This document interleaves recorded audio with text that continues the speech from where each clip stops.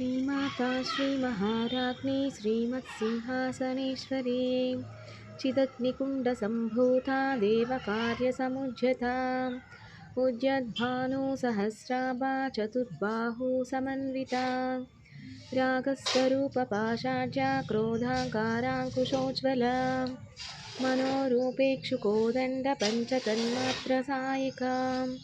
निजारुणप्रभापूरमज्जद्ब्रह्माण्डमण्डला चम्पकाशोकपुन्नागसौगन्धीकलसत्कचां कुरुविन्दमनिश्रेणीकनत्कोटीरमण्डिता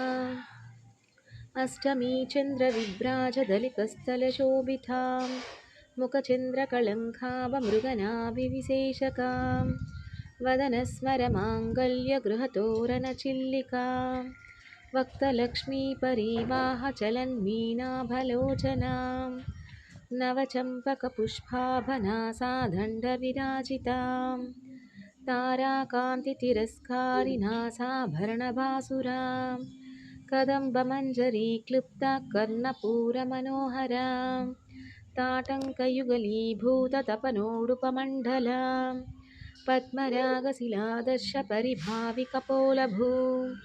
नवविद्रुमबिम्बश्चिन्यक्कारीरदनच्छदां शुद्धविद्याङ्कुराङ्कारद्विजपङ्क्तिद्वयोज्ज्वलां